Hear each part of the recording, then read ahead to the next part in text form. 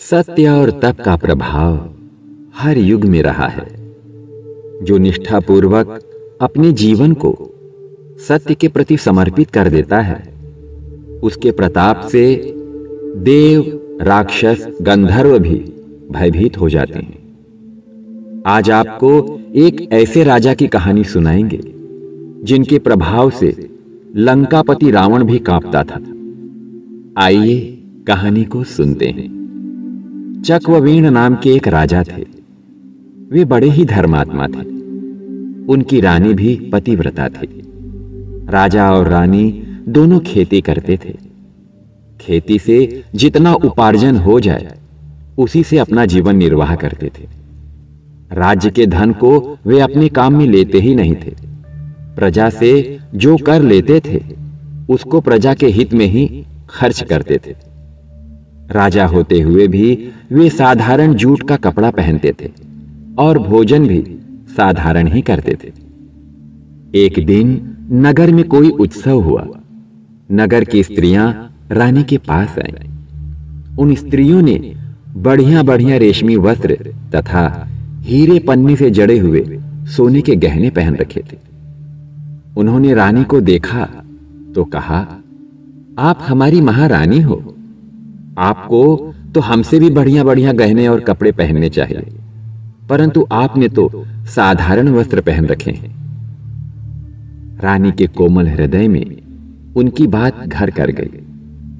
रात को शयन कक्ष में उन्होंने राजा से कहा कि आज मेरा बड़ा अपमान हुआ। राजा ने पूछा, किसने किया आपका अपमान? रानी बोली, हमारी प्रजा की स्त्रियां कैसे बढ़िया वस्त्र और गहने पहनकर आई थी और हम उनके मालिक हैं। हमारी यह दशा। राजा ने कहा, देखो, हम खेती करते हैं, उससे जितना अन्न धन पैदा होता है उतना खर्च हो जाता है। ज्यादा पैदा होता ही नहीं, तो अब क्या करें? प्रजा से आया हुआ धन हम अपने काम में लेते ही नहीं। फिर भी हम आपके लिए गहनों का प्रबंध कर देंगे, आप धैर्य रखें। दूसरे दिन राजा चक्ववेण ने अपने एक दरबान से कहा, तुम लंकापति रावण के पास जाओ और उनसे कहो कि राजा चक्ववेण ने आपसे कर मांगा है, उससे कर के रूप में सोना लेकर आना। वह दरबान लंकापति रावण के पास पहुंचा। रावण ने पूछा कि कैसे आए हो? वह बोला, मुझे महाराज चक्ववेण ने आपसे कर लेने के लिए भेजा है। रावण जोर से हंसा और बोला कि देखो, आज भी इस संसार में ऐसे मूर्ख लोग जी रहे हैं जो रावण से कर मांगते हैं। अपनी सलामती चाहते हो तो लौट जाओ। रावण किसी को कर नहीं देता। वह दरबान बोला, आपको कर देना ही पड़ेगा। आप दे दें तो अच्छी बात है। रावण ने तिरस्कार पूर्वक कहा, मेरे सामने ऐसी बात करने की तुम्हारी हिम्मत कैसे हुई? चला जा यहां से मूर्ख। दरबान बोला, मैं आपको कल तक का समय देता हूं, आप विचार कर लीजिए। रावण फिर हंसने लगा। उसे मूर्ख समझकर उसका उपहास करने लगा। चक्ववेण का दरबान चला गया।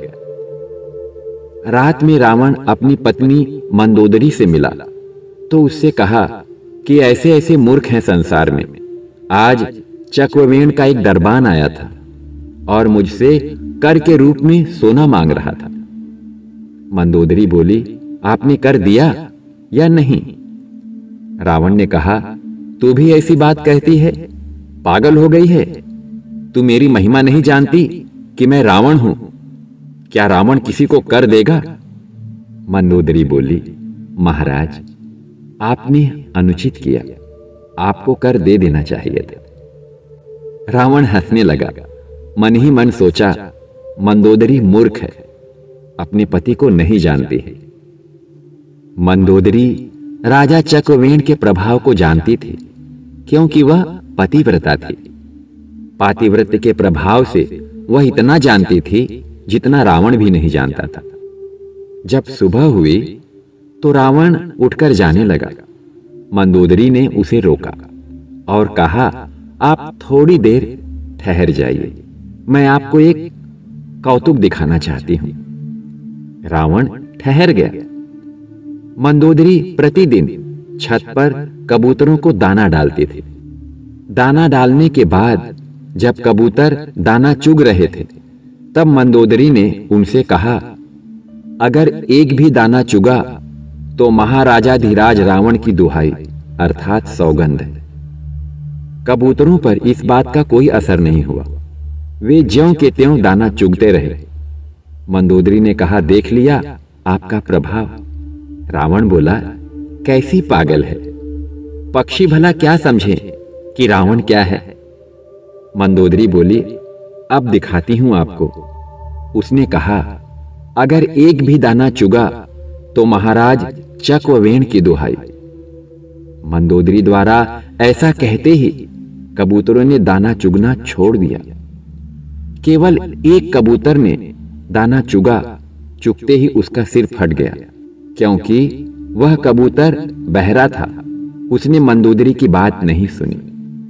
रावण बोला, यह कोई तेरा जादू है, मैं नहीं मानता इस बात को। रावण वहां से चला गया।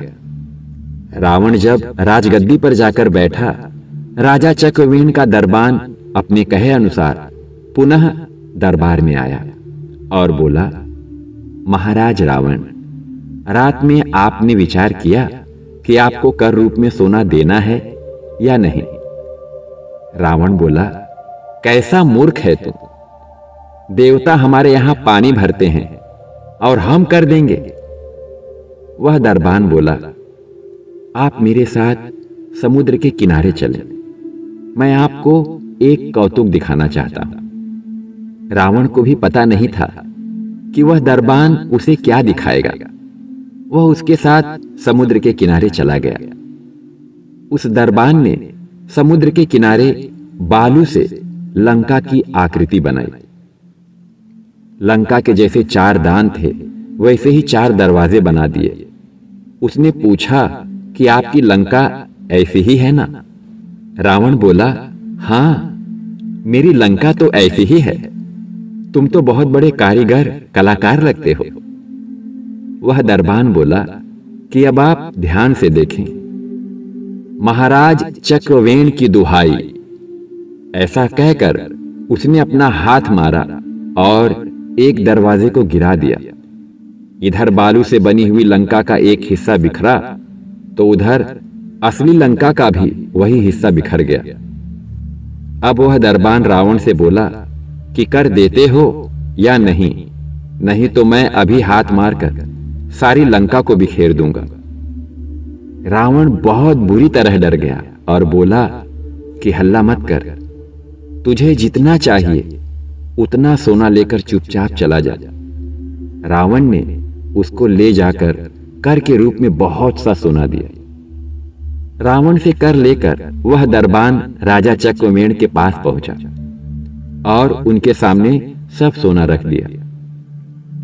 चक्रवेण ने वह सोना रानी के सामने रख दिया और कहा, जितना चाहिए उतने गहने बनवा लो। रानी ने पूछा, इतना सोना कहां से लाए? चक्रवेण ने कहा, यह रावण के यहां से कर रूप में मिला है। रानी को बड़ा भारी आश्चर्य हुआ, रावण ने कैसे कर दे दिया। उसने कर लेने वाले दरबान को बुलाया और उससे सारी बात पूछी। कर कैसे लाए? उसने सारी कथा सुना दी। कथा सुनकर रानी चकरा गई और बोली, मेरा असली गहना तो मेरे पतिदेव है, दूसरा गहना मुझे नहीं चाहिए।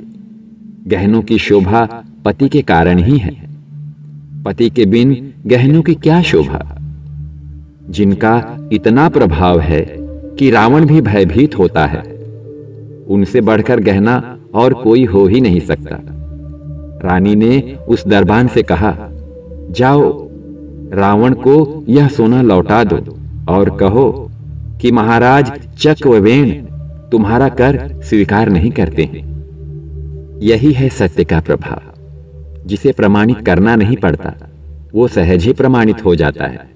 लेकिन इसे वही महसूस कर सकता है जो सत्य के प्रति निष्ठावान हो। मिलेंगे अगले वीडियो में किसी और इसी तरह की कहानी को लेकर।